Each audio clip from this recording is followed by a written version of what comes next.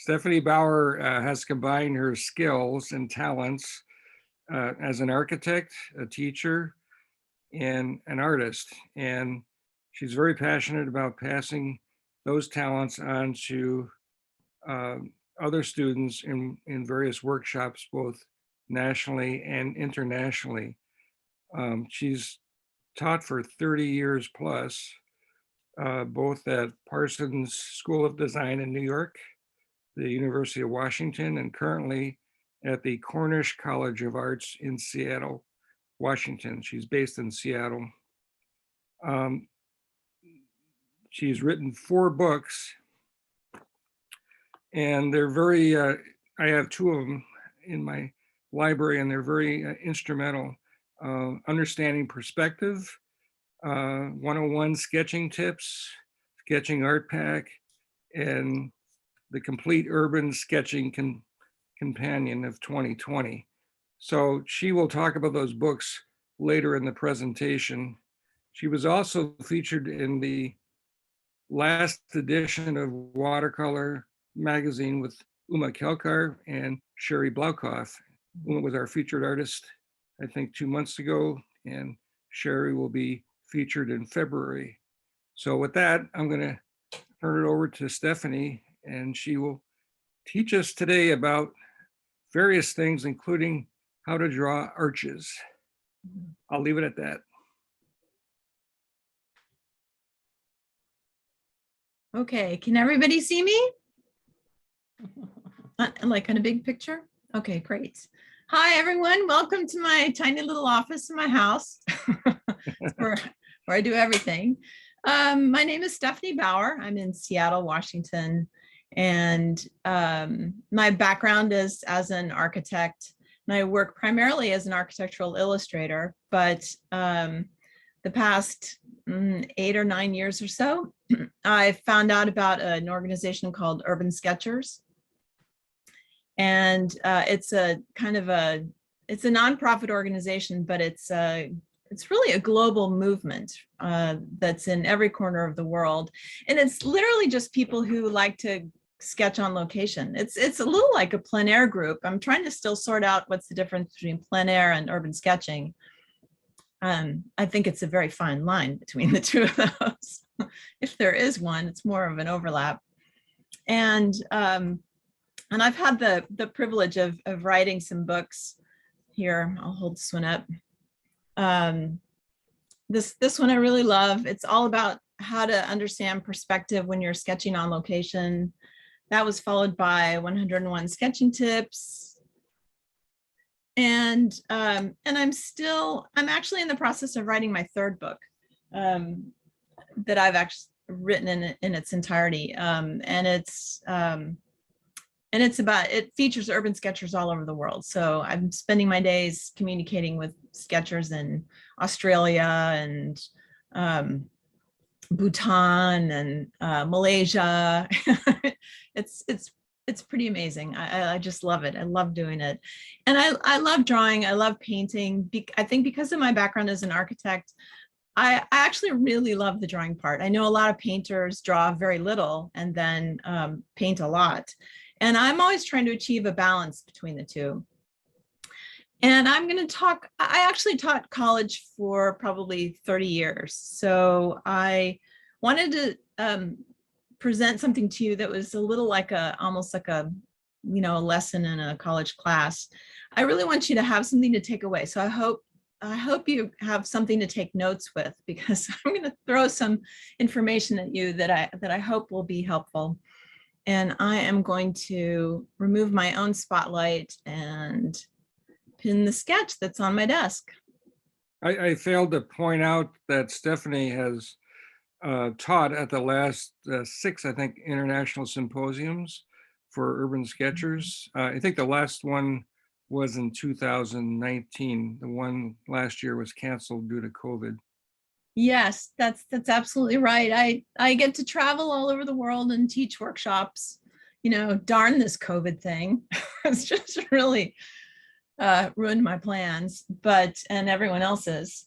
But Anyway, yeah, in a normal year, I'm teaching and traveling, and I have plans to do that next year as well.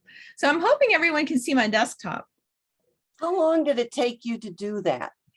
This, I was sitting and chatting with another urban sketcher, so it took me a little longer than normal, but I would say they typically take hour to hour and a half. So I work fast, and because I'm impatient.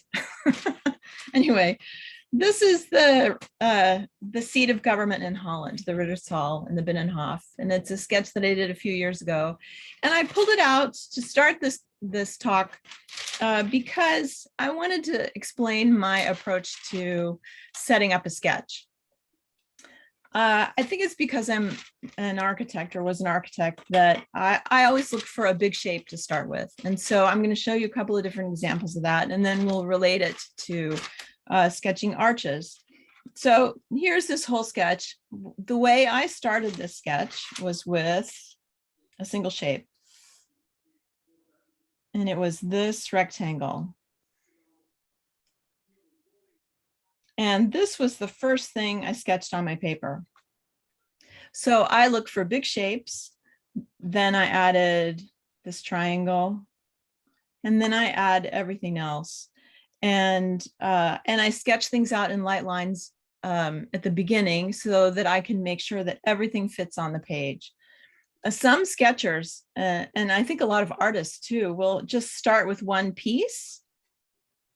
Here, let me get another piece of trace to explain this. They might just start with one piece of something like a doorway, and then essentially grow their sketch from that. Add this part, then add this part, then add this part. And I don't do it that way because, one, I don't think that way. I think in terms of shapes and volumes. And two, it's really hard to control the proportions. So if you're adding things, it's very hard to be accurate. And I have to say, the reason I sketch is to remember and learn about the places I go and the things that I see. So for me, a certain degree of accuracy is important. So this same concept applied to this sketch that I did with Urban Sketcher Seattle. This is the reading room at the University of Washington Library. And huge scene, looked super complicated. What I started with was the back wall. And I draw this rectangle first, down to the ground, and then I add this shape up above. And that's what I start with. The next thing I do is I find the vanishing point. And if you ever take one of my classes, I'll go into great depth about that. But the vanishing point is where parallel lines converge in the distance. Think about a railroad track, right? Those two rails never really meet, right? They're parallel to each other. But what we see when we're standing on a railroad track, which hopefully no one does, is this, right? And so the point where these parallel lines converge is called the vanishing point. And it's off in the distance. And that vanishing point sits on a line that a lot of people call the horizon line, but I call it the eye level line, because it's a really important line and thing to know when you're doing any kind of a drawing. And that includes, paintings too. You have to really know where the viewer's eye level is. So this is the eye level line.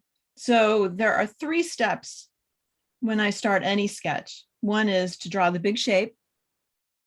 2 is to find the lines that are converging. You can do this from photos. I do it on location. When I'm sketching on location, I hold up my pencil and I extend the lines and sort of picture where they converge. And so here's my point. That's my vanishing point. That's step 2. So 1 is the big shape. 2 is the vanishing point. And step 3 is to draw the eye level line in.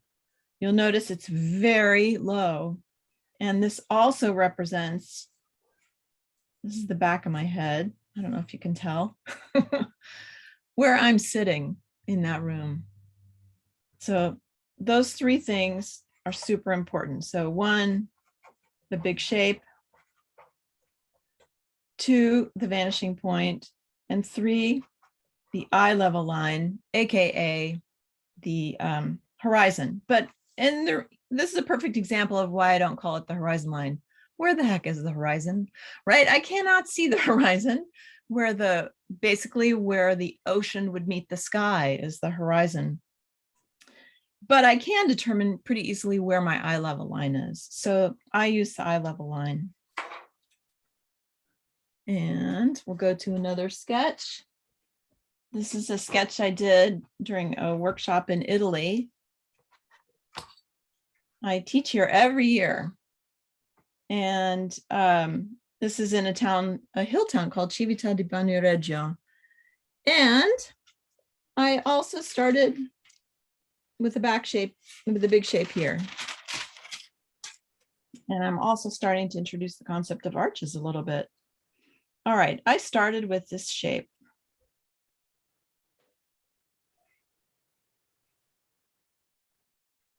That was the first thing I drew on my paper, very lightly. I add the little triangle on top just to get that shape complete. Step 2, find lines that are parallel to each other that appear to be colliding at one point in the distance.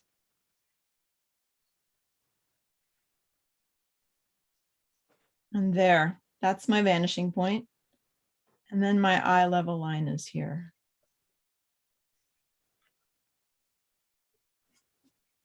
Okay, steps 1, 2, and 3. And with that, I have everything I need to do any sketch I ever do.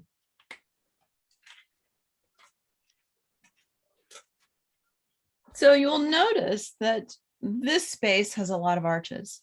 Now, I often see people draw arches as if they were horseshoes. So I think I have a whole section in my book called something like arches are not horseshoes. I'll see a lot of people do this kind of thing for an arch, but that is not what an arch is. And so I'll put on my architect hat and let's break down the anatomy of an arch. See, this is just like in college, right? Just like you're back in school, maybe more like high school than college. I don't know. All right, let's talk about the features of an arch. This is in Venice. This is not too far from the Rialto Bridge. And let's just talk about the elements of an arch. The first thing I look at when I'm going to draw an arch, let's straighten this a little,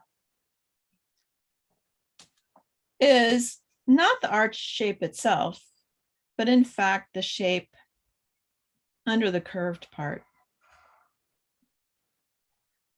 There's my big shape, right? That is the first thing I draw on my paper. And it's just about a square. It's really pretty close to a square. Let's see.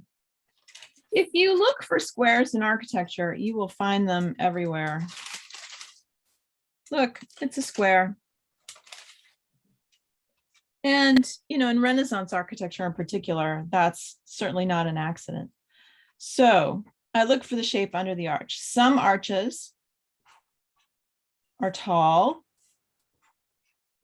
Some arches are wide. This particular arch is a square with a top on it, which is very good because squares are much easier to get the proportions right when you're drawing. Now let's look at this shape. And I don't see that as just a curve. I see that as about a half a circle. And I find it easier to get the shape by drawing the entire circle. So that's the next thing I look at. Then I look at the center. Because arches are symmetrical. If you think about it, if you had a lopsided arch, well, let me back up. An arch is basically an opening in a heavy stone, brick, something wall. It's a way you have all this weight up here. And to make an opening, you need to split the weight and carry it down to the ground. And I know you're thinking, well, this is a watercolor demo, right? Why is she going into structures? Well, just think, if it's lopsided, it's going to collapse. So it's very important to have a center line. And then often there's, the keystone that's dead on center. And then, of course, we have this window that's centered almost directly above the center of that. So arches, shape under the arch, the curve. Let's talk about the line where the curve starts. That is called, gosh, I just blanked on what it's called. Anyway, the spring line, because it's where the arch springs from. And of course, it has straight legs. So those are the main things to consider in the arch. It's centered, it's symmetrical. There's a shape under the arch. Then you hit a spring line, and then you have a curved shape of some kind at the above the spring line. And the legs are straight, and it hits the bottom. And I wanted to pull out a sketchbook just to show you a couple of examples.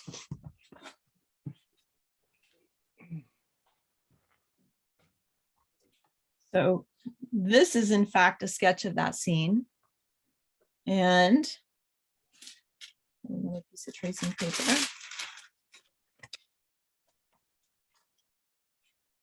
Here's that arch.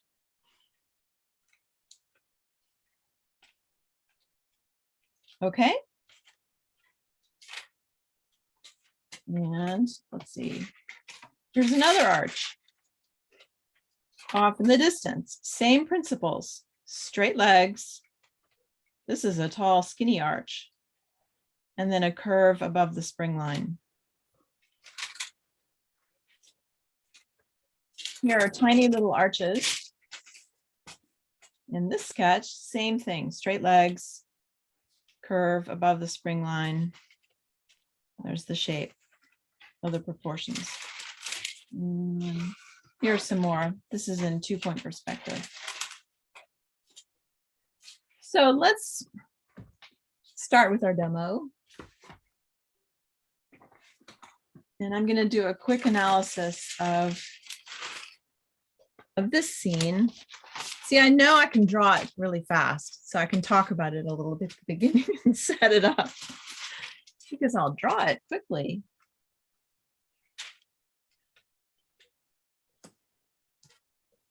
All right, so here we are back in Venice. Here is the first shape I look at.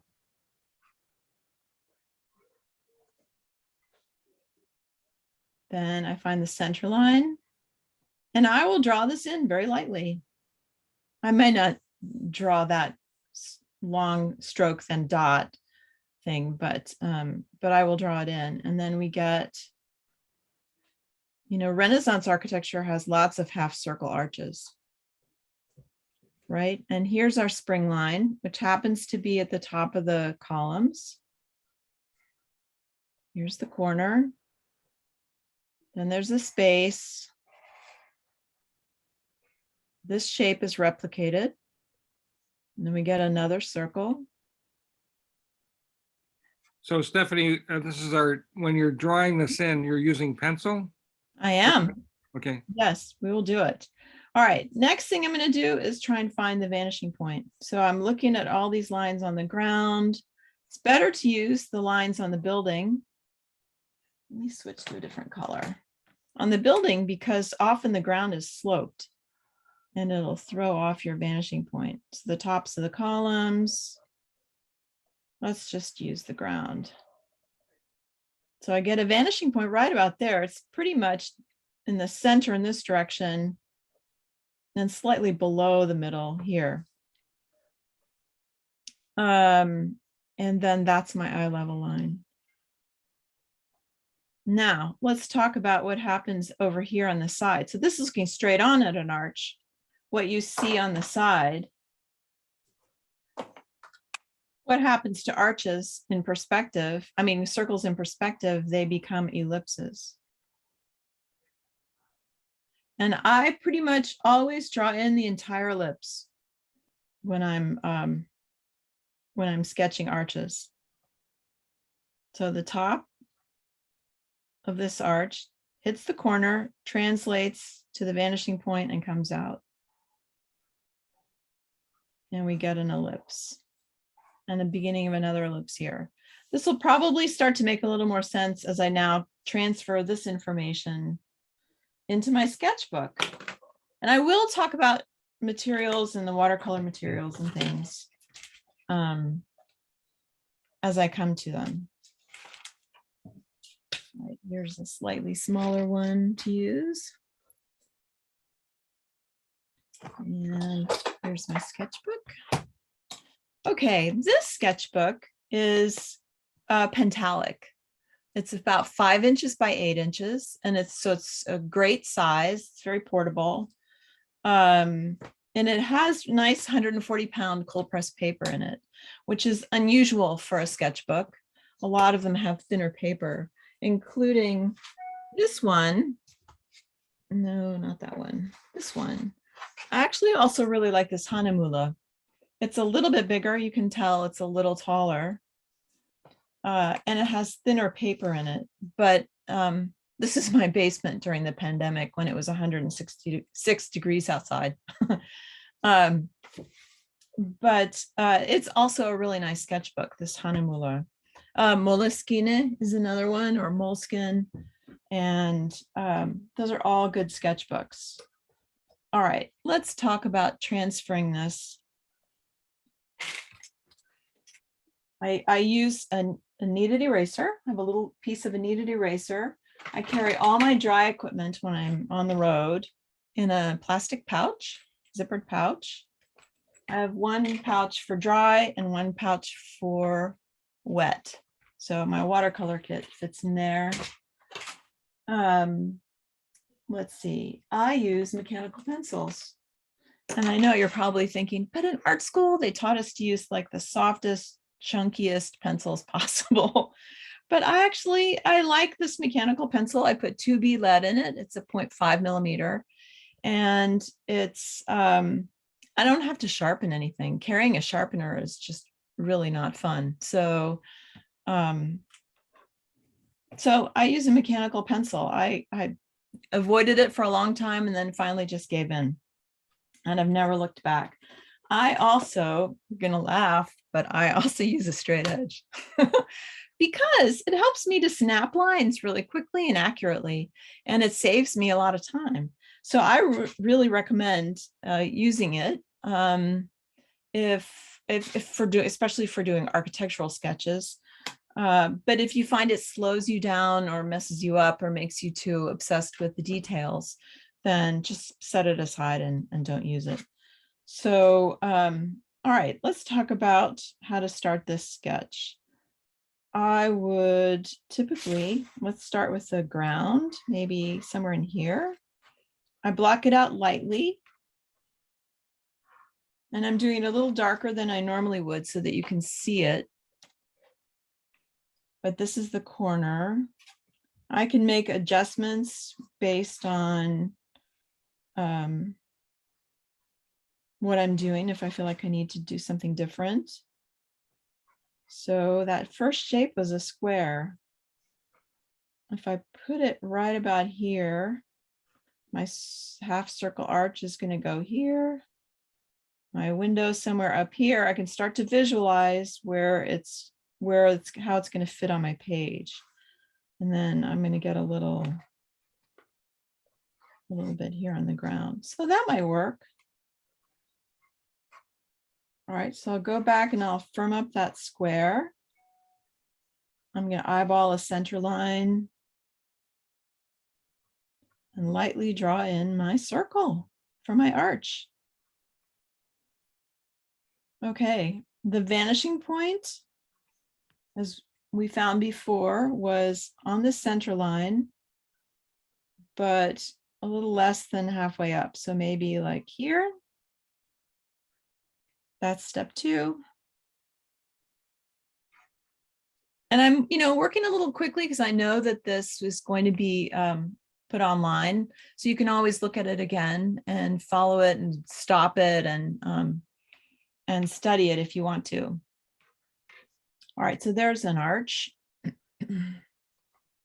Then I need to get a space for another column. Then I'm going to repeat this shape, another square. Find the center. All the tops there aligned, so I can do like guidelines. Art is probably loving this, right? Yeah. It's like, finally, someone speaks his language. All right, there's the circle, another column. And I'm not going to draw that whole thing in. I'm just going to suggest it fading out on the side. You know who else? Michael Reardon is an architect, and Tom Schaller is an architect. There are a whole bunch of us doing watercolors. Here, let me see if I can straighten that a little. Okay, then there's a big line here of molding where the white stone ends. And I'll just lightly draw that in here. Then there's a little bit of orange, and then another white piece. And then I'm just going to quickly eyeball in and more or less center them. These all align too. You see how the straight edge can really help speed things up.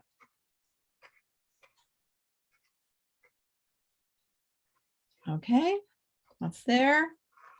Now, let me ask, does anybody have any questions up to this point? As I speed through this? No? Oh, Deirdre, I can't hear you. Nothing so far. Does anyone have a question? Feel free to unmute when Stephanie asks for questions. Unmute, otherwise send your questions in the chat. Yeah, I'm happy to answer questions. Is this making sense so far? So I do have a question. Okay, good. So at some point, I'm presuming that you would use your kneaded eraser to erase some of these lines once you put on the ink and watercolor. Is that a correct assumption? Well, no, I don't. I leave all the line work in. Okay. And I just make sure that I draw lightly at the beginning, and my construction lines, my guidelines are very light, and I don't ink. I actually just use pencil and watercolor, but the 2B lead is so soft that I can make quite a dark line with it. So you'll see I start with light lines, then I build up darker lines as I start defining the shapes more and more. And then once I paint over it, it fixes the pencil, so it doesn't smear anymore after that. And it also looks a little bit darker. So a lot of people think I draw in ink when in fact I draw in pencil. So, okay, let me keep going. I might have put this a little, I can already tell that I might have put this too close to the bottom, but I'm using my vanishing point from this little corner in here. I'm drawing this line out. And everything's moving. Let me put a little tape down. Okay. So all these lines, remember here, the top of the columns, the tops of the arches, the molding that's here, the ground where the column hits the ground, all of those are converging at one point in my view. So I can put some of those lines in. So here, this is the top of the molding here. It comes across, it hits the corner. Then the vanishing point translates it into perspective. Here's the molding to the corner, vanishing point. Molding to the corner, vanishing point. Again, you can see how the straight edge really helps speed things up. You know, there's someone who's in the waiting room who wants to be admitted. If I can find it. Oh, I can do it really quickly. Okay. There. Oh, yeah, yeah. Okay, so then the tops of these circles, also I want to translate to this side wall. So there's the tops of the circles. The spring line. In fact, I'll just write in here. I often write in my sketches to record information. So the spring line, the point where the curve starts, is going in lightly there. And I also want to put in the bottom of the circle because I'm going to be drawing the ellipses over here. There's the bottom of the circle.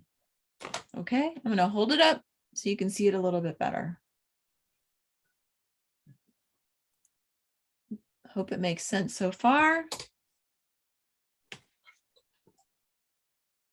All right, what I'm going to do over here, I have 1, 2, 3 on the beginning of a 4th arch, but I can see 3 complete ones.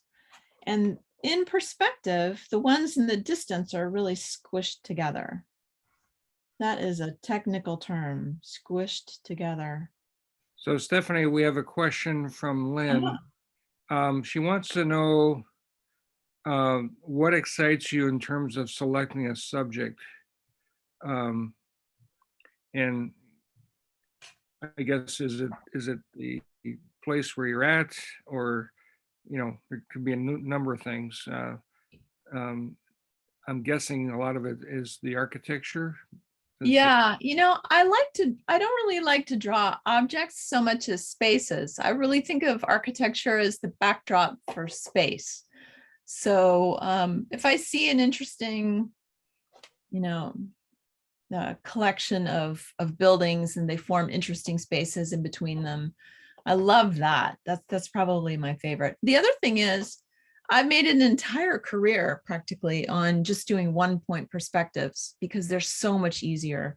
I almost never do a 2-point, and I often don't feel the need to. I know that a lot of people do them really well, and you know, you can go to Urban Sketchers on Instagram, Urban Sketchers on Facebook, Urban Sketchers on online, urbansketchers.org. And there's tons of examples of the most amazing artists and sketchers around the world. And anyway, you'll see a lot of people doing a lot of different things. It's pretty incredible. But I don't know. I just, you know, you're walking around, then suddenly you're like, oh, that's it. It's the same thing for painting, right? You see the light hit the ground or hit some trees, and you're like, oh, I want to paint that. It's the same thing. All right, so there's a little arch back here. And I can draw in that ellipse, but you're not going to see it too well. Then I get the front of the column. Then I get some space for my second arch. And I'm just eyeballing it.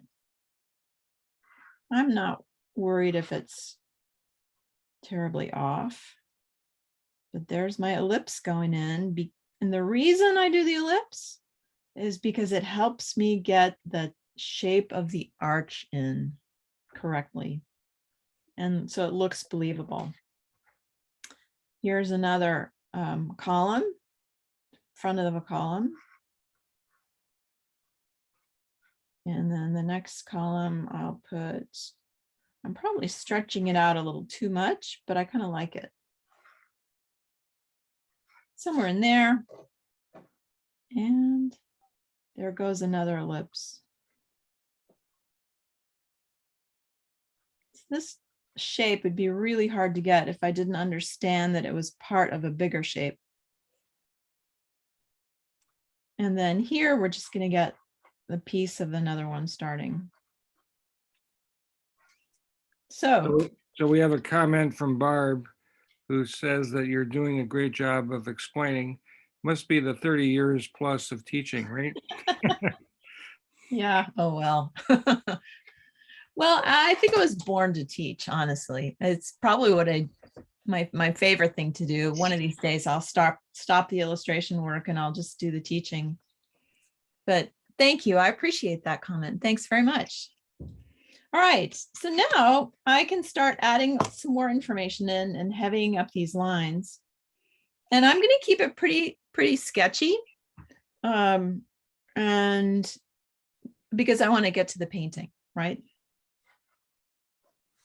All right, let's start by defining these columns a little bit.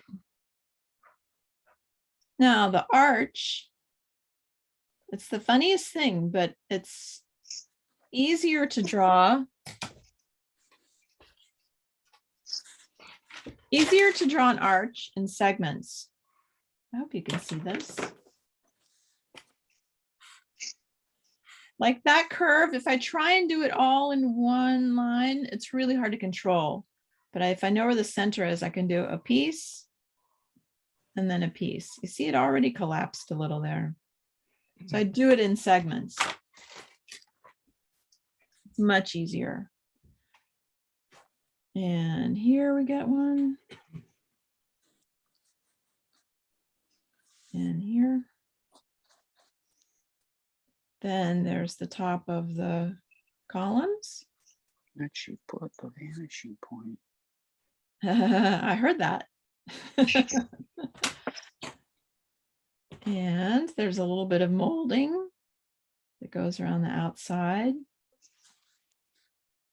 You can see this pencil can get really dark. And I'm just kind of suggesting it. I'm not too worried about the accuracy, but not making it super accurate. There's a foot, Coming up from the which helps spread the load. It's got a little wide.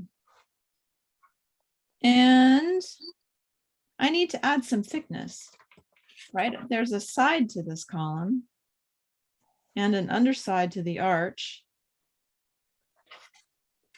and the ground. So now it has some depth, and now it needs some depth here, going to the vanishing point on both sides. And the arch, the underside of the arch needs to be drawn in too.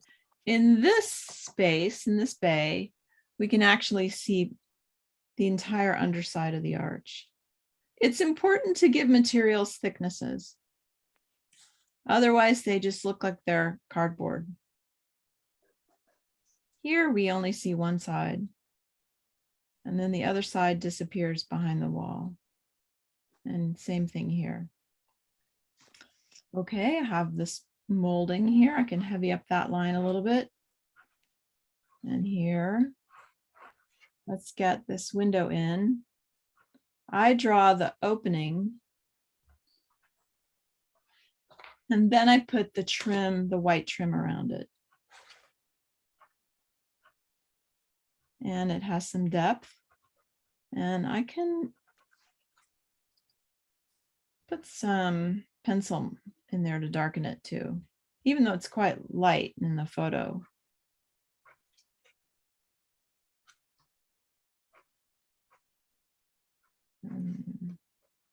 Underside there. And it doesn't matter if they're not all identical. A little bit around the outside.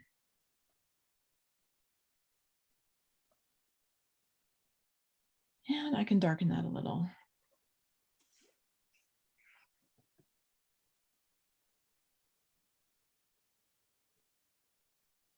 All right, let's work on, well, here, let me put the keystone in. And let's get these arches over here.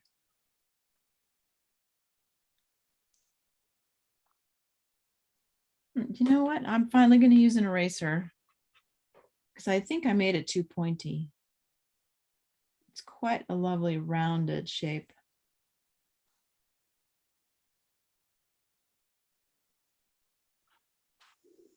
And this looks like it comes a little lower.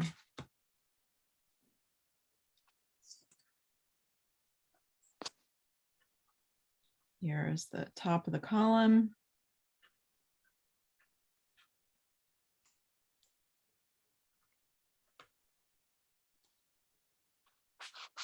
And the front face.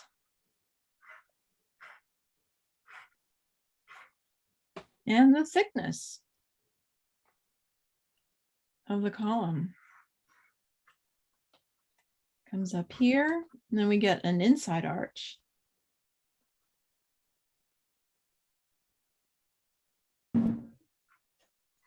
And here, and here. You can see a little space behind it here. And here.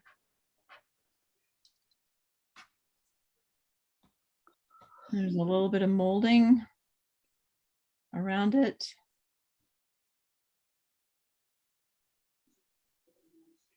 So Yeah. Stephanie, would you say this is the most important aspect of a sketch that you're doing to get the layout correct? Yes, for me it is. Yeah, I think that's important. You can see it's starting to turn into something. Mhm. Then there is a walkway back here. So I need to get some of that ground in, and I can put these people in.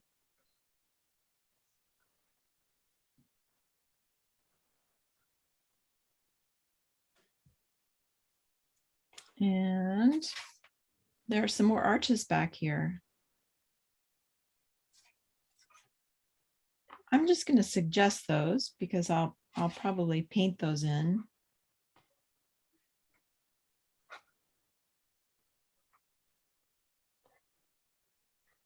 But there's another arch back here.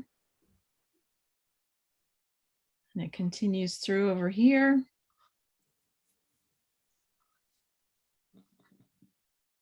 And it's darker back there. There's actually another person back there.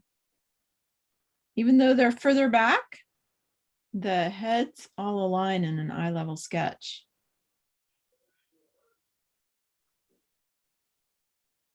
And I'm just kind of putting stuff back here. It's a doorway, window. Another arch back there.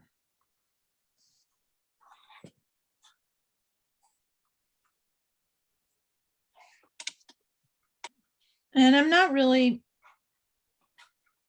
spending a lot of time exactly figuring out what's going on back there.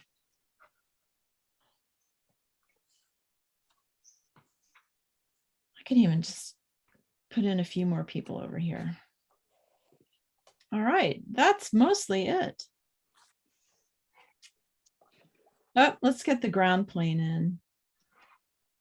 And for the ground, I'm going to show a little bit of this white tile.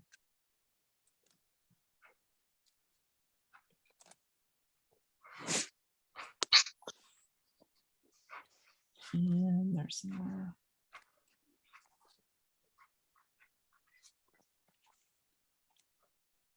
There's another arch back here. So there's my sketch. And it doesn't really look like it was drawn with a straight edge too much, I don't think, because I combined freehand and straight edge. I am going to kind of suggest some reflections maybe, just to make it a rainy day in Venice.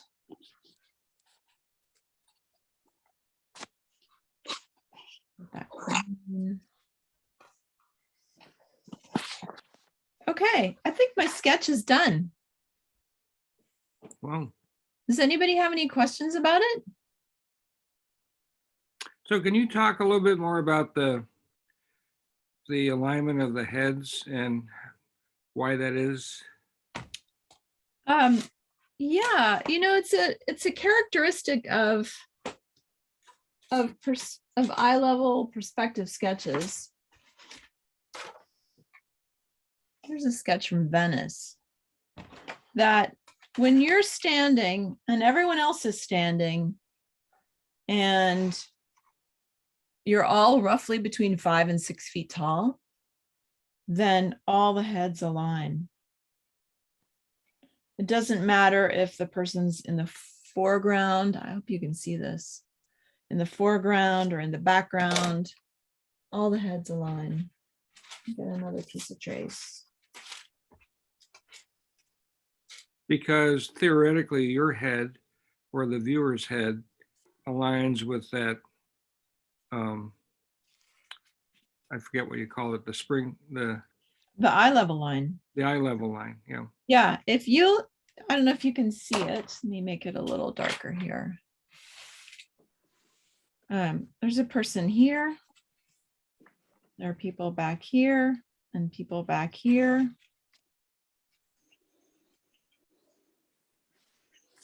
And in an eye level, it could be a photo or a painting. Now all the heads align. I'm a little crooked here. It doesn't matter where they are. Take a photo of some crowded place with a lot of people in the foreground, middle ground, and background. And you will see that if the ground is relatively flat and if everybody's roughly your height, then this happens. All the heads align. Now, if I'm sitting, all the heads are going to be, it will not align if everyone else is standing. If I'm in a cafe or something and everyone else is sitting, if everybody's height is the height of their eyes is roughly the same as the height of my eyes, then all those heads will align. The variation would be if you have a child with an adult, right? That is correct. And sometimes in my illustration work, people want me to add children, and I always have to put them standing next to an adult. Otherwise, it looks really weird because people assume that's the scale of a figure in a drawing or painting to be the size of an adult. So yeah, a child. In fact, I have some lower. I don't know if you can see, it's pretty light, but you can see adults and children, right? The children are a little lower. But yeah, it's a characteristic of perspective, and it comes in really handy when you're, when you're sketching or working. So I have another question. This is Art again. Yeah. So going back to your sketch, Uh-huh. if you had somebody in the immediate foreground, sort of like right in front of you, where would their head be? On that same eye level line. Okay. Now, if they were sitting, let me find more tracing paper.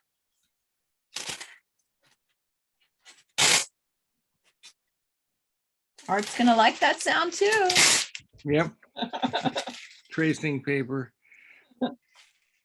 Yeah, so let me go back to my pen. Here's the eye level line. This is another reason why it's so important to understand where your eye level line is.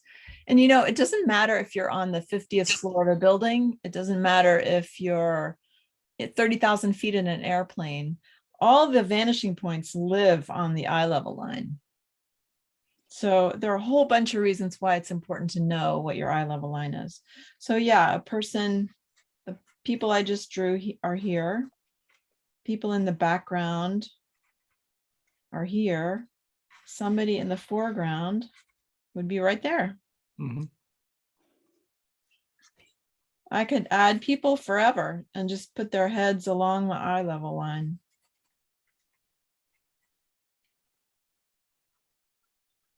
All the way in the distance. Yeah, it's pretty cool. Look at your photos, you'll see it.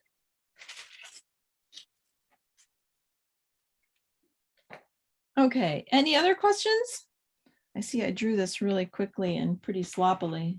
One of our members sent a question. She said, do you usually keep true to what's really there, or do you sometimes invent part of the scene? Ooh, really good question. That is a big question in the urban sketching world in my mind. I draw to learn about what I'm looking at. For example, you know, if I didn't look really closely, I would have never have known that that arch is in fact a half circle. You know, I had to really look at that and study it. Oh, I kind of messed that up. Here's another trick. Turn it upside down and you can see it better. If you ever want to check circles, ellipses, turn them upside down and you can see if they're accurate. Or hold them in a mirror. So I draw pretty realistically. I mean, it's still somewhat impressionistic.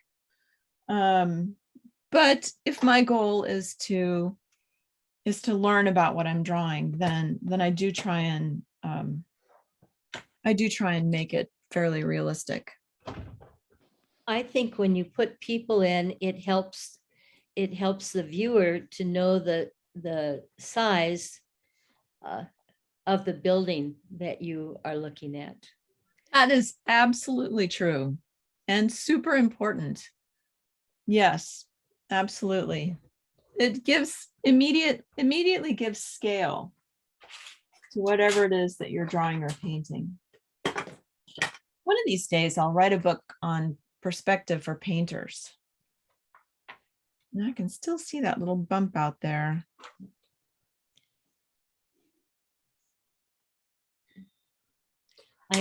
I tell my non-artist friends, they think I have good hand-eye coordination. I said, no.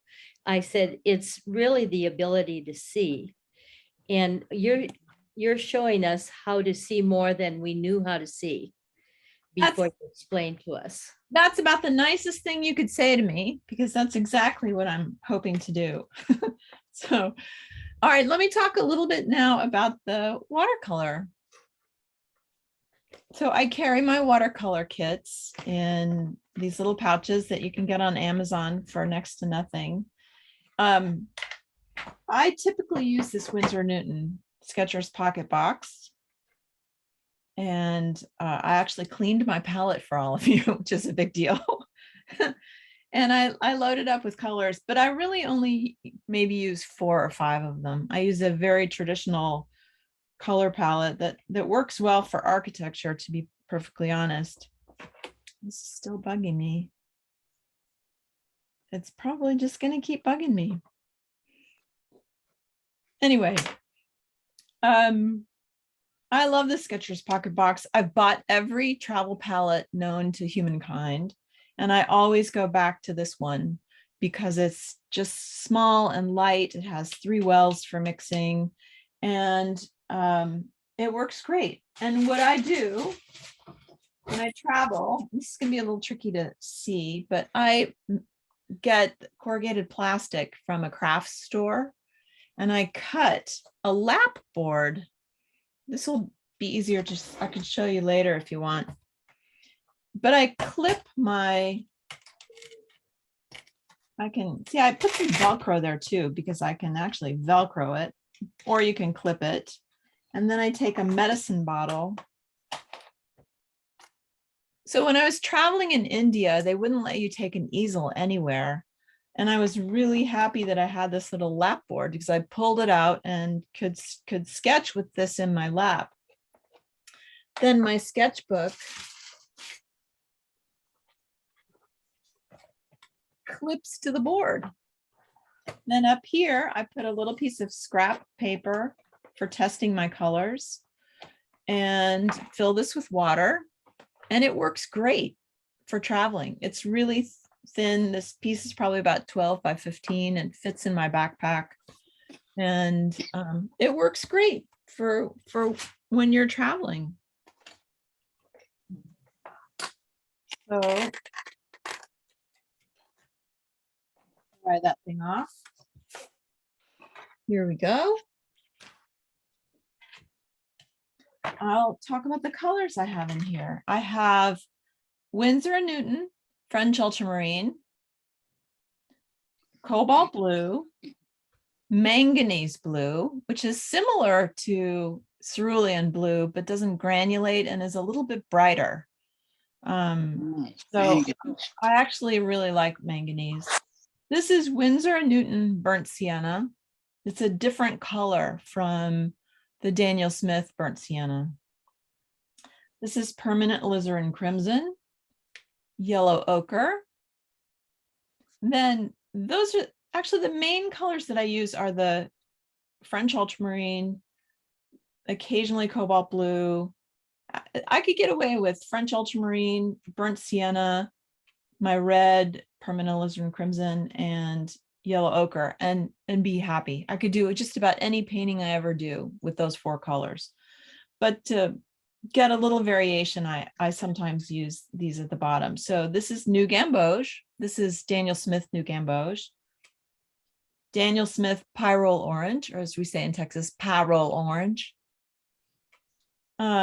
This is Daniel Smith Quinacridone Burnt Orange, which is a fantastic color. And it's very similar in hue to burnt sienna, but it behaves differently and mixes differently. So I have both of them in my palette.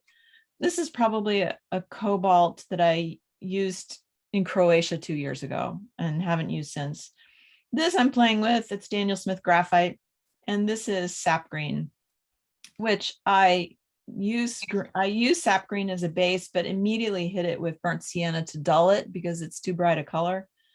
And but lately I've just been mixing my own greens, which I actually like a little bit better. So those are the colors in my little kit. I have my test piece of paper here, and I have water, which I'll put here. Oh, I should show you. I sometimes have traveled with this kit, just the metal ones. And what a lot of urban sketchers do is they take out the ones that sort of force you to stick them in their own little rails that are in there, and instead use double stick tape, especially the puffy double stick tape, and put your own half pans in. And then you can carry loads of colors, you know, and it's only slightly bigger than this. And it works really well. I actually removed, there's another flap that's right there, and I removed it. Just took the pins out because I don't really need it, and it gets in the way when I'm trying to clip everything to my lapboard. So this works really great. I would use it all the time, but I like having 3 mixing wells. So it goes. Okay, brushes. Escoda. There's only one word, Escoda brushes. They're the most beautiful brushes. It's a family-owned company outside of Barcelona. I've actually taken a tour of their facility. They're super nice, and they make just brushes that are so beautiful. They should be in the Museum of Modern Art, honestly. And the ones that I keep settling on, these are their travel brushes, and they're just unbelievable. They're weighted beautifully. They're just beautifully made. I have nothing but great things to say about it. This is a synthetic, the Perla, and I like the size 12. And this is probably the one that I use the most here. You can see. No, size 12. That's the one I'll use today. But I also really use the Kolinsky Sable Reserva brush. And this is a size 10 because it holds more water. So they're kind of equal, size 10 with the Kolinsky Sable, size 12 in the synthetic perla. But I can abuse this perla. It keeps its shape. It holds water great. It's, you know, I could go on and on. I should be a brand ambassador or something for them. I wish. My scrap paper, and then of course paper towel, because I cannot paint without a paper towel in my left hand. It's just impossible. All right, so let's talk about the approach here. Not only do I draw like an architect, I paint like an architect. In that, I'm always trying to distinguish the solids from the voids when I'm painting. So these are big openings. And even in the photo, they're dark. I'm going to want those to recede, but this is light stone. I'm going to keep it white or bright and try and pop it forward. And then the spaces in between here are also dark. Add that there.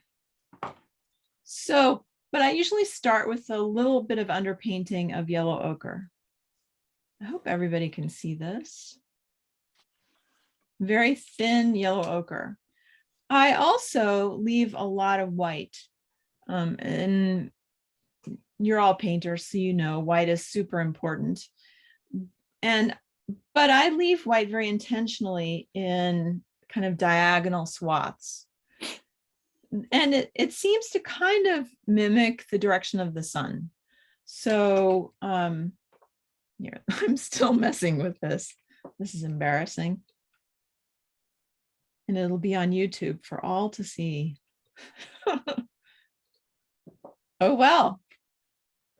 So I'm going to start with some yellow ochre and just put it in a few places and try and keep a lot white. I tend to start on the upper left-hand corner because let me just dab that a little. I'm right-handed, and we can put some more up here.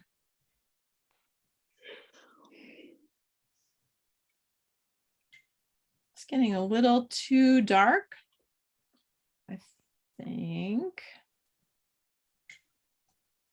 And then a little bit, I'm going to try and keep most of that white, but you can kind of see there's a bit of a diagonal to it.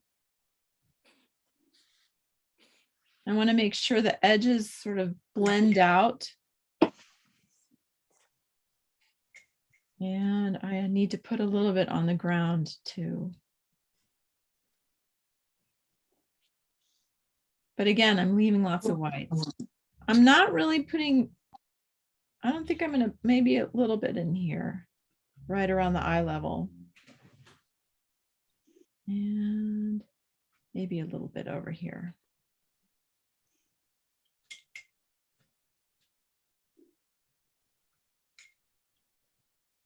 And while that's drying, I will tell you about my favorite mixing color. Well, actually, let me back up. I'll hold this up so you can see it, maybe see it a little better. This is the beauty of working with the iPhone and a small sketchbook. Your noses are all 5 inches from the sketch. All right, I'm now going to mix what I call magic gray. And it's a color that I learned from someone else in one of my workshops. But gosh, it's just a color I use for everything. I use it all the time. And it starts with French ultramarine.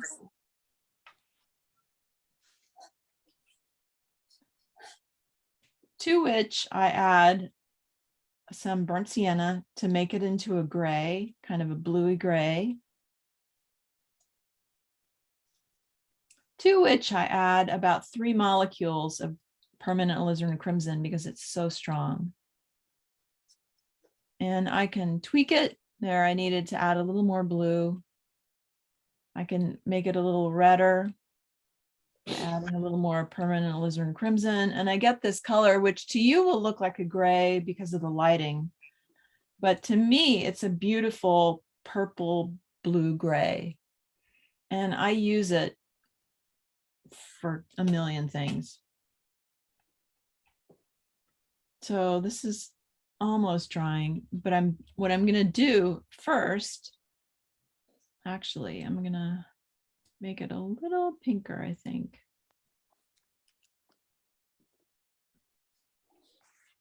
Is I'm gonna now paint the voids. And you will see what I mean.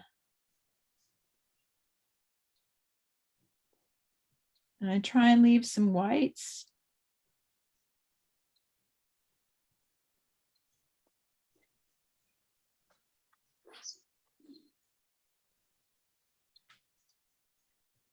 But I want to use this purple to help define the shapes.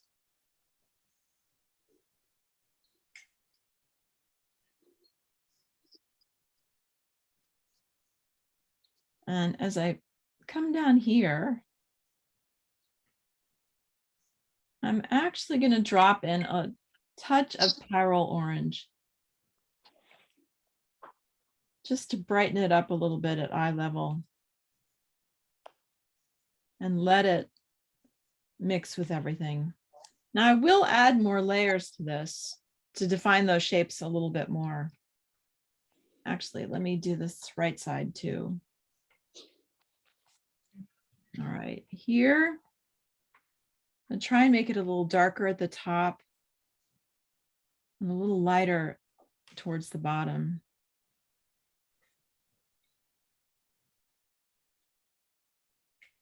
So because this is usually darker, you know, at the bottom, you get a lot of bounced light.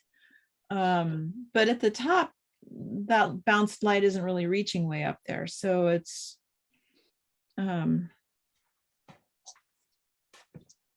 I want it to be a little darker at the top. Now, I do slant my paper typically when I paint, as probably most watercolorists do, but it looks funny with the camera. So right now it's fairly flat. I propped it up a little bit on Post-it notepads.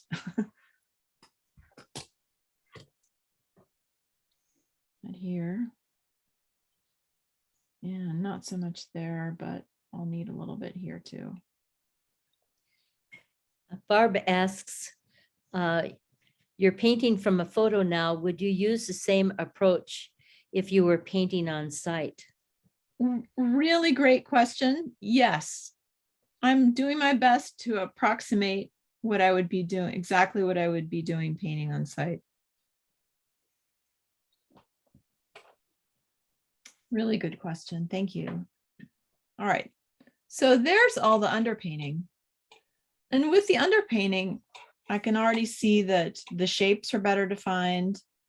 And I'm not going to need tons of color to this because I'm just going to keep it, you know, fairly minimally colored. Again, for my work, I actually really like the balance of line and color. I don't want the line to completely disappear. I love line drawings. I love pencil. I don't want them to disappear. So that's always a challenge for me when I'm sketching or painting, not to lose the line. While this is drying a little bit, I'm going to add a little bit, you know, this color, it's so bizarre. It just seems to always evaporate from my palette. I don't know what little gremlin comes and takes it all, but it just disappears. I don't know how or why. There, it's a little, needs a touch grayer and a touch bluer. All right, I'll add a little bit to the windows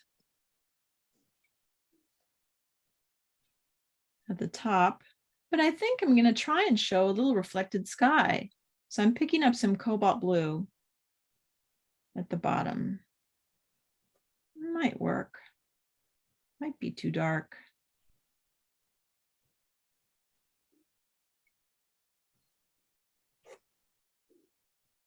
A little cobalt blue. Get a little sky in there. And this is coming along. While it's drying, And I'm already kind of starting to put some details in, which is, it's a little bit early for that. It's mostly a factor of letting it dry, that I need to let this stuff dry and figuring out what else I can do while it's drying.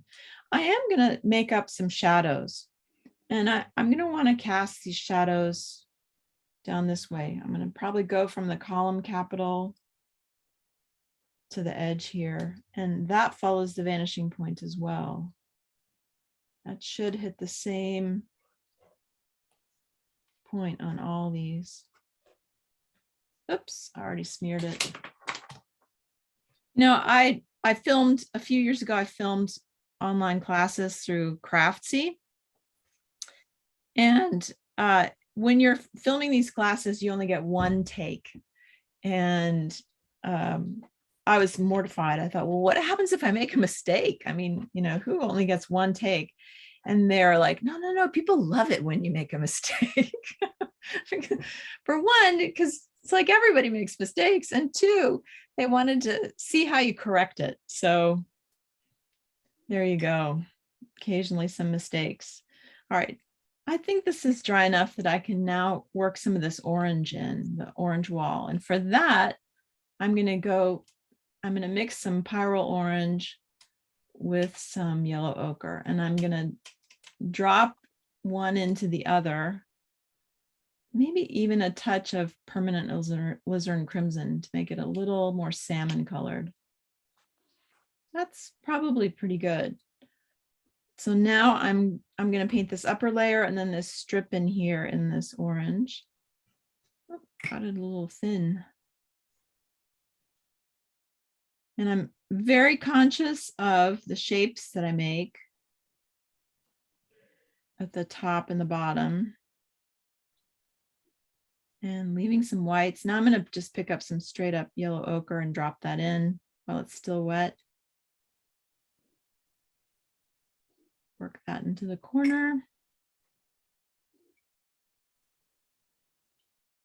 Try and make it a little stronger here, closer to the focal point. And same thing for this little band in here.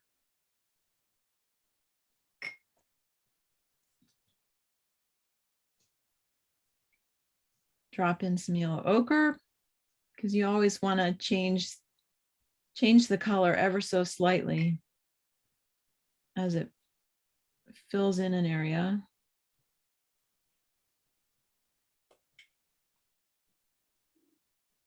I'm lifting a little bit of this out because it's a little lighter here, so I want it to be a little lighter here too.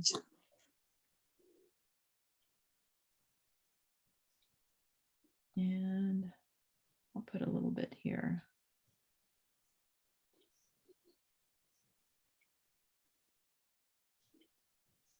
All right, I'm just going to let that dry. While that's drying, I'm going to go back in and define a little bit more some of the shapes inside these arches. You know what? I'll hold it up so you can see it.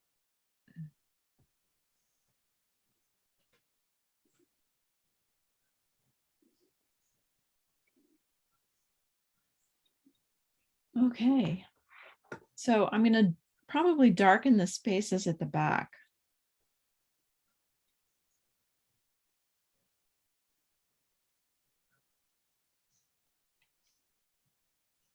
And can paint the lines with it a little bit.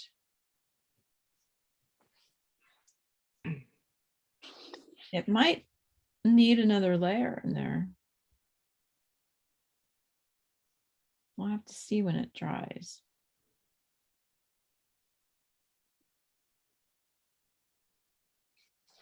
I like this little puddle, dark puddle there. I kind of want one over here too, because that'll dry nicely.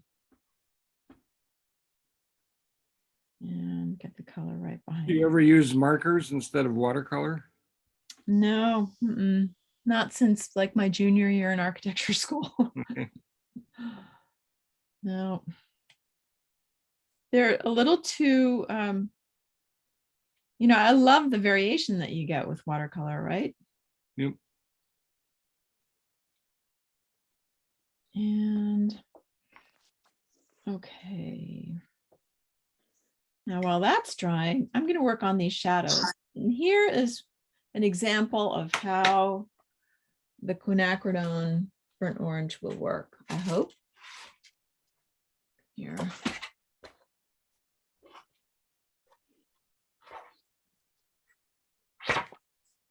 Okay, I'm going to move this out of the way to let it dry so I don't mess it up. Okay, here's our ellipse. Here's our column capital. Here's the column. Here's a column. Oh, shoot, I might as well just do it for real. Okay, column.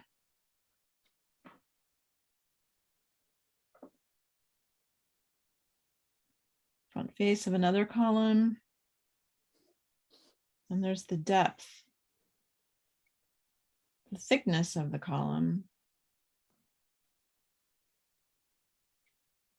which comes up. Here, I'll slide it up so you can see it. And it goes behind. It's technically, it's going behind like this, but we're just going to show it like this. And it's dark in here.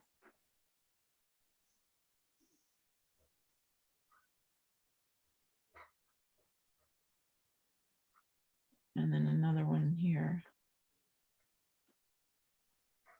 All this is I'm trying to get to how we're going to treat this shadow.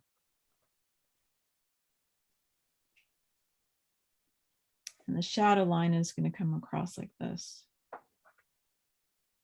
I'm going to do it here.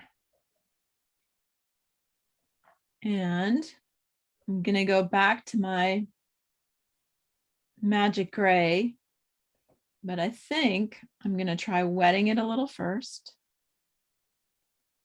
And then picking up my magic gray. I have to make some more because the gremlins came and got it again. So is this the same sketchbook you're using? No, this is just a different one. Okay, so what are the With two, bigger paper. what are the two brands of the sketchbooks? Oh, this, I'll tell you in just a minute. Let me work with this while it's still wet. Hang on. Okay. All right, I'm going to start with the quinacridone burnt orange at the top. And then pick up some of my magic gray and bring it down here. And blend them. Let one go into the other. So it goes from kind of the quinacridone burnt orange to a kind of a gray, and then it gets bluer as it comes down.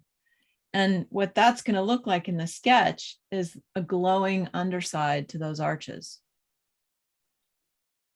At least if it works correctly, that's what it should look like. Yep. It's like the light is bouncing off the floor to light underneath the arch. Exactly. And this is wet, so it's going to run, but it's a super deluxe Aquabee. This is a 9x9.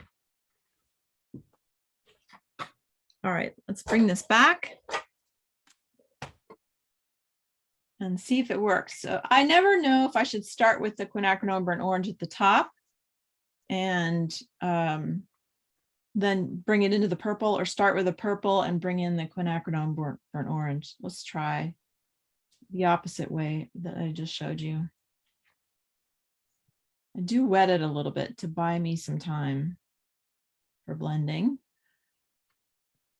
What the heck, let's start with the quinacridone burnt orange at the top. And that's a little too much, so I need to dilute it. And bring it down. Took too much out. And clean my brush. Pick up my purple. Blend them. And then bring it down here. And it's too similar in color to the background. I'm going to have to change one or the other. I'll probably darken the background. Let's try it again. Let me wet it just a teeny bit. Wet it there, wet it there. And pick up my Quinacridone burnt orange. It's a color that I drop into shade and shadow for that glow inside of shadows. It's just, it works so well. Clean the brush in between. And bring my shadow down. And same thing here. And same thing here.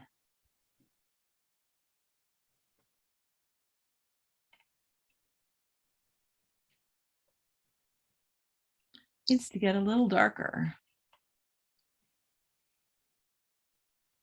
Ideally, I love it when it pools at the bottom and then I get that really nice kind of intensified color at the bottom. You can see it's kind of working. It's a little too close in color to the wall. I might try scrubbing a little bit of that out before it's too late. For a craftsy moment. Okay. Now I'm going to take, I don't know, kind of a gray color, and I'm just going to hit some of these. No, let's go for a burnt sienna.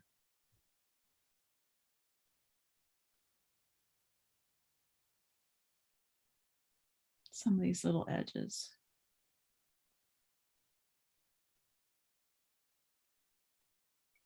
I could also use my magic gray for that. In fact, I might go back and do that. Once this dries, I need to also get the underside of these arches with a little bit of glow. So I'm just gonna, I hope it won't run, but we'll try. A little bit of glow to the, oh, that's too much. Underside here. And that helps to separate it from the purple that's beyond. Might as well bring it down the column too. That puddle at the bottom. And here. It looks like the area inside the arches will still need one more layer, but I need it to dry a little bit. So I'm going to take a little bit of my magic gray and just add a little bit to the foreground.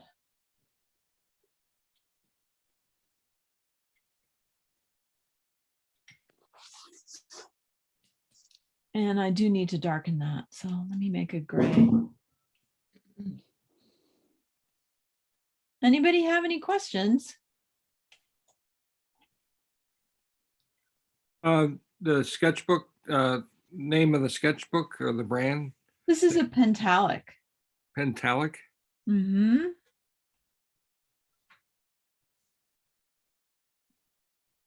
They had some problems with their binding a while back, but the company was bought and I think has corrected the problem.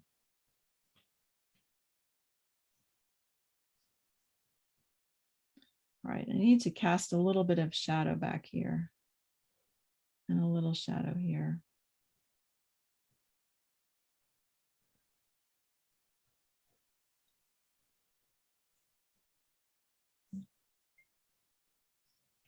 I'll take a little bit of gray here. So we have a question from Marie. Yeah, You ever use any flat brushes? I do. Yeah, I actually really like angled shaders the best, but because it hits the paper a little bit better. In fact, my favorite big brush is no longer made, which I don't see right in front of me, but yeah, I have flats like this. They're great for like big areas of sky, and they're also great for painting architecture because it goes right into the corner, right? Yep. right up along the edges. So flat brushes are great if you're interested in painting buildings. I'm not going to wait because I'm an impatient sketcher. And of course, the pigments get a little thicker. They start out very watery at the beginning of the sketch, the beginning of the painting, and then they get thicker, heavier as the painting progresses. It still needs to be thicker. I have a friend who's a wonderful painter, Mark Taro Holmes. He's a big urban sketcher, although he hasn't been doing it lately. And he used to refer to the awkward teenage phase of a sketch or a painting. It's when you're looking at it and you're thinking, oh my God, what am I doing? I should just stop right now. It looks awful. And but you have to just stick with it and push through and add your contrasts. And then once you add contrast, things pop. It's too much water. And hopefully, you know, at the end, by the time you add the contrasts, you've saved your painting. Really needs those dark bits at the end. Do you ever do this on hot press? No, I don't.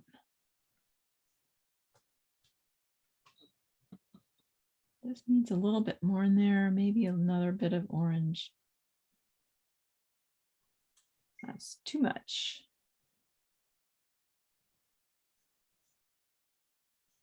And when it dries, I can add the people. Just add a little bit here.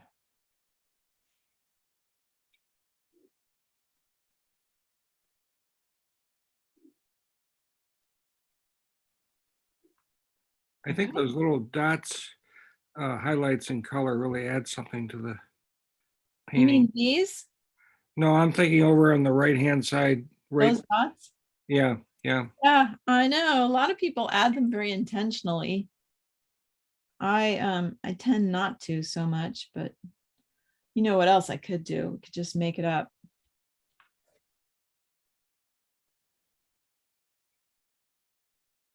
Add some reflection. Mm.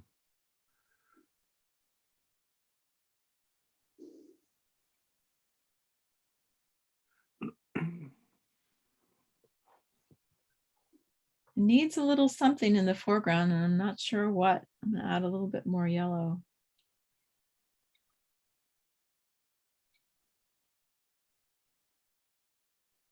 I don't know. I have to add a little more yellow back here.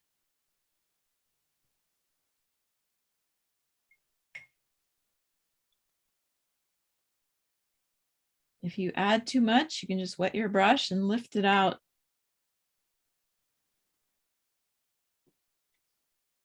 Stephanie, Yeah. Lainey is asking if Amazon carries your book, Understanding Perspectives. They do. It does indeed. Yeah. Great. Thank you. And then I have a question. When I look at your photograph, Mhm. under the three arches, the darkest darks seem to be at the top of the arch. Mhm. Is there a reason why you're not doing that? No, I your- probably should have done that. Oh, sorry. Thanks. I still could. I mean, it does look like it should be darker underneath. Meh. So you look at it upside down, then you can tell. I could still make it darker at the top, but I don't want to, I'm not going to mess with it too much right now.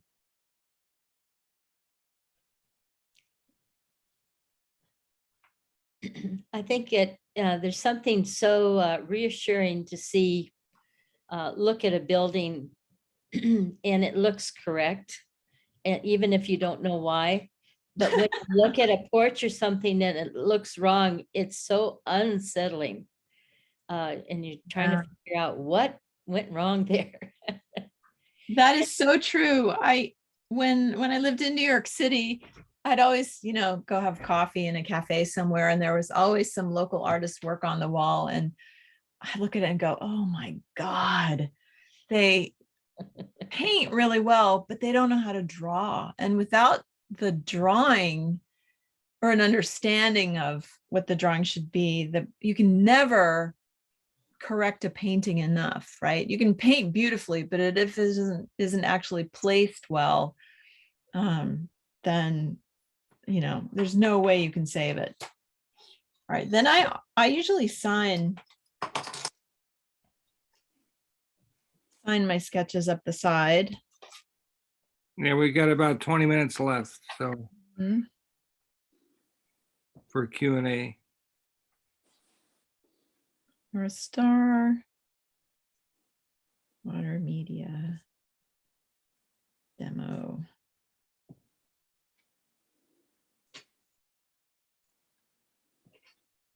And, I leave it pretty loose. I mean, you would never guess that I was sketching with a straight edge by the time you see it at the end. Once it dries, I'll darken the people and maybe do something with the underside of those arches, but I need to fix this pencil work. And I'm going to take a little bit of yellow ochre, just maybe a little gray, in fact, would be better, but yellow ochre as the base, and paint over it. You can see it getting darker.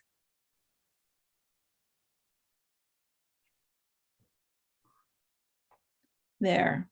That fixes the pencil and darkens it. And once it dries, that pencil cannot even be erased out. Hmm. Well, Mhm.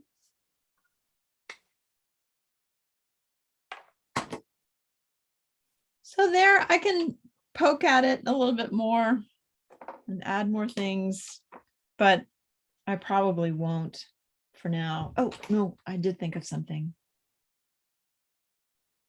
There's another question here from Marie. Yeah. She asks if you were going to use ink, at what point would the ink be added? Oh, I would probably block things out in pencil just to get a sense of what goes where, and then I'd go to ink pretty quickly. Before I would you spend all my before you- time drawing in all the detail in pencil and then redrawing it again in ink. I just block out the shapes, what goes where, and it helps me to figure out, what needs to go where, and then go in with the ink and draw the details in the actual ink. And Give a you do that before you paint, before you add color? Yeah. Yeah, There are some people who paint first and then ink it. right. And that can work. It just depends on your style and your way of working. Mhm. Lynn has a question. I noticed on your website as well, as did Lynn, that you have a painting section. I think you've got a French fountain shown in the little thumbnail image on your website. Mhm. So do you enjoy doing that work as much as you do this kind of work with the line drawing? Oh, I'm trying to figure out was it a sketch, a location sketch? Well, it's under artwork, and it's a fountain in France, and it looks like it's just a regular watercolor without any line work.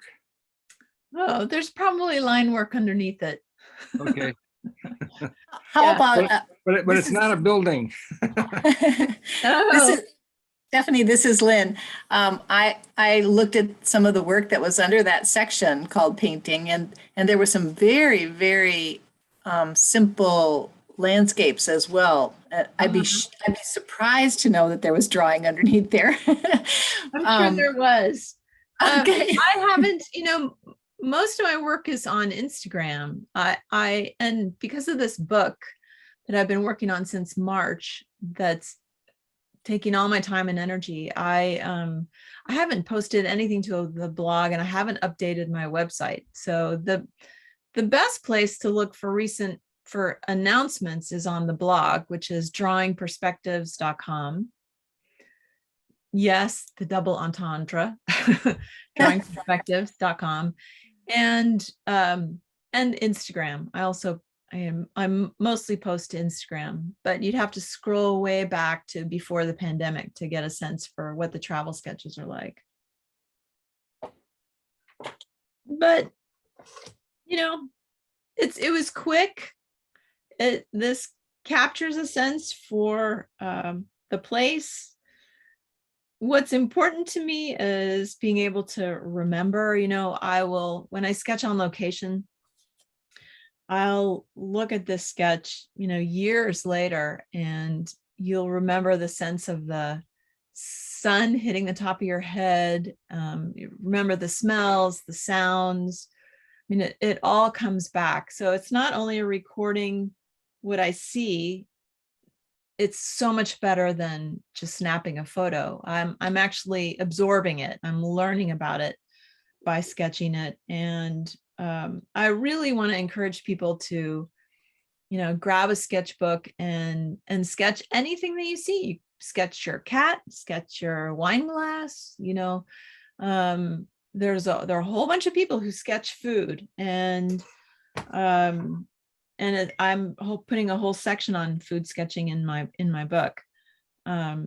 So, I hope the takeaway from this, because it's not a masterpiece and it's not meant to be a masterpiece, is that you can work quickly and in a meaningful way. And I better put my brush down. And I hope you learned something about arches, that hopefully none of you will do any horseshoe shaped arches from here on out. And I don't know if you want to see more examples of some of my work, maybe. There's a couple of questions, and then that would be great. Okay. Lainey says a comment. She said, this was the best explanation of drawing arches and perspectives. Thank you. Thank you, Lainey. That's super nice. And then Barb has some questions about the shadows that you did on these columns. Mm-hmm. She's wondering, because like me looking at the photo, that's the only reference we have. Uh-huh. And she's wondering, did you intuitively put those in from your experience of what those shadows would be like? Or did you intuit something from the photo that made you do that? Yeah, it wasn't from the photo. It goes back to me always wanting to explain the massing, the solids, the voids, the shapes. I want things to read three-dimensionally. And so sometimes if I do make anything up, sometimes it's just to get something to read a little bit better. So I really wanted to get a kind of a glow on the underside of these, arches. And so I thought, well, I'll just cast a shadow. So I kind of made it up. It was an overcast day, so there weren't strong shadows. Mm-hmm. Thank you. Sure.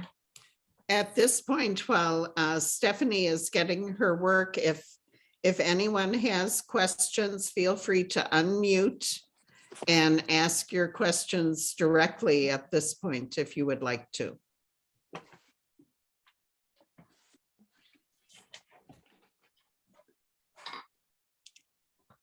See, I explained things so well. You did. No. Well, I think you made it, for me anyway, you made it very approachable for me to try something like that. Looking at that photo, I would have never in a million years attempted to get the geometry right. But the way you explained it, it would be something fun to just give a try. Yeah, well, it's a fairly simple perspective view too. So if you guys have are able to get a JPEG of this image, try it.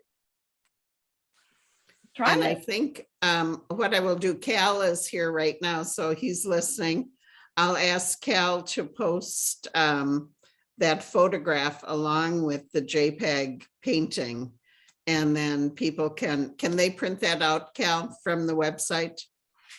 Yeah, if they capture the JPEG off the website, they should be able to reproduce it by printing it themselves. Okay, great.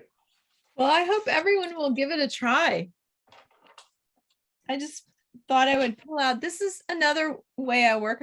A couple of years ago, I started working on bigger pieces of paper. These are 8-inch by 16-inch pieces of paper. They were fluid watercolor blocks when they came in that portion. And since then, I've started cutting the Winsor & Newton professional 140-pound cold press watercolor paper. And I take a stack of it with me and I just attach it to a piece of cardboard on the back and then clip it to my lap board. And I just thought I would show you some examples. This is a church in Civita where I teach in the summers, and here is an arch. Normally these legs should be straight, but I tilted them a little bit just to give the sense of looking up into the space. But you can see a lot of the similar things here where I've kept the face, the part I want to pop forward is light and white, and the underside is dark. And here I did do it with a darker at the top and then glowing at the bottom with the bounced light. So there are more arches. This is in Bangkok. This is one of my few 2-point perspectives. I did use a big flat brush, or actually the angled shader, for the sky and for painting a lot of this. This is that same church in Civita. I created an illustrated walking guide to the town and kind of went overboard with this particular. It's definitely overworked, but there's a lot of detail in it that I do like, because I wanted to be able to explain different things in this church in the walking guide. This is right here in Seattle, King Street Station, the train station. Here you can really see I use a straight edge. It made it go so much faster. This is in Rome. I was feeling sick, but I was really determined to do a sketch. And I love this part. And I wrote a note. I heard this guy trying to sell stuff, and I wrote some of the things that he was saying. Here's in Civita again. The dark shadows, the variation in all the dropped colors here to get variation in color and the sense of light. And these take probably 45 minutes to an hour and a half on the whole. This is Singapore. I'm sitting on the ground and drawing this well-known street with a mosque at the back of it. So it's super loose, but the base lines are straight edges, done with a straight edge. Here's my magic gray, and here's the quinacridone burnt orange dropped into it. And you can see the how it makes the shadows glow. Mm-hmm. This is in Dubrovnik, where I'm actually supposed to go back next September to teach. So I hope that works out with COVID, but same palette of colors here, just really simple palette. The sun was setting and all the space was in shadow. And I thought, what am I going to do? And I thought, well, you got to go big or go home. So I took my giant, 1-inch brush and painted these shadows in. going all the way across. And actually, they could probably even be a little darker. Marie is asking, what size again is this sheet that you're showing? These are double squares, 8-inch, double 8-inch square, so 8 by 16. Okay. It all is based on those fluid pads that I started using years ago. And I find I like this size a lot for when I'm kind of doing serious architecture. And it's because I can get the shapes in and I can get the detail in. If you're starting out sketching, do not do an 8 by 16 sketch. Get a really small sketchbook because the smaller ones are much less intimidating. But you find at least I've seen this over time, the more you do it, kind of the bigger the sketches start to grow naturally, because I want to capture a lot of this detail that I cannot get in a smaller sketchbook. Like, look at all that detail back there. So eventually I use my sketchbook for some things, but I really do a lot of these 8 by 16 paintings. This is the same town in Italy, the town square. Here I go again. Here's the magic gray with the quinacridone burnt orange dropped in. And it's pretty faint, but you can really see how it works. Did you say that was a Daniel Smith color? It is. It's beautiful. It's a great color. And people ask me all the time, why do you have both burnt sienna and quinacridone burnt orange? Because they look like the same color. But if I were to drop burnt sienna into those shadows, they would turn gray. It's Marietta. Yeah, the amazing thing about the quinacridone burnt orange is it holds its orange color. This is also in Bangkok. This is Wat Arun. In Bangkok, it was 1,000,000 degrees, but I saw this view and I thought, I really want to sketch it. The whole thing was in scaffolding, so I focused instead of the tower on, I focused on the 2 side buildings. And I have lots of sketchbooks and things too. In this sketchbook, I'm only doing wide angles because I like the challenge of them. This is in a Hanamula. This is at a gas plant turned park in Seattle. This is one of my favorite drawings. This is our basement, which tells you a little too much about my life. But when it was 106 out, I was sleeping on that mattress in the basement right next to the stationary bike. Thank you very much. My husband can tolerate the heat. I don't know. I couldn't. I thought I was going to die because nothing's air conditioned here. Anyway. There's another comment. This has been an incredible demo. Oh, thank you. Gosh, I'm so glad. Here's the Stephanie, stadium. for someone who's just wanting to experiment doing some cityscapes or building drawings like this, what do you think is the biggest mistake that we should watch out for, that people make when they start drawing buildings? They think they don't need to know where the vanishing point is. Yeah, okay. And they try and approximate all those angles. And I found that I spend half my time trying to get that angle right, when if I'd only put in the vanishing point at my eye level in the first place, I would have saved so much time. So make sure the vanishing points will all live on your eye level line. And if you're sitting, your eye level is about the height of a door handle. If you're standing, your eye level is about 5-ish feet. And is at the same eye level as everyone else. Okay, thank you. Yeah, that's a tough, tough one. Daniel Smith. There's the Daniel Smith store before it closed. I don't think I have much in here. No. Anyway, I have stacks of them. And again, on Instagram, you'll see everything. Anyone have any other questions?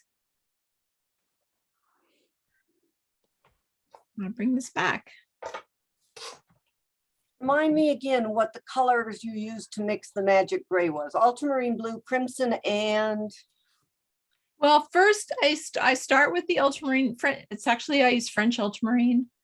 Then I make a gray by adding burnt sienna. But instead of a brown gray, I make it a cool blue gray. And then just to add depth to it, I add a little touch of the permanent alizarin crimson, and it turns it ever so slightly to a bit of a purple. So thanks. it really is like a blue gray purple.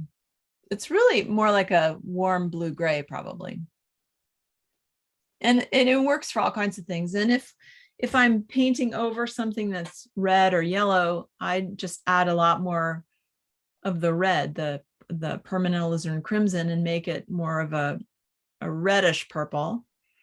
And so I can tweak it. I can make it grayer, I can make it bluer, I can make it redder, just by the proportion of the colors that I'm adding.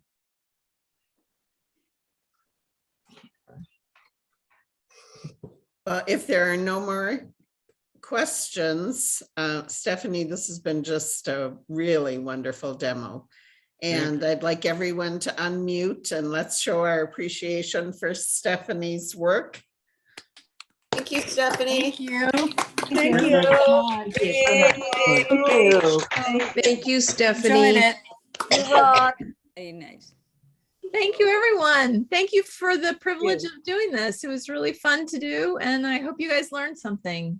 Yeah, for Yeah. sure. Definitely. Absolutely. Yeah. Definitely. Wonderful. That's great. Well, thank you so much. And Thank you. thank you everyone for Thank you. joining us. Hopefully we'll see you next month. Yeah, and stay healthy, everyone. Yes.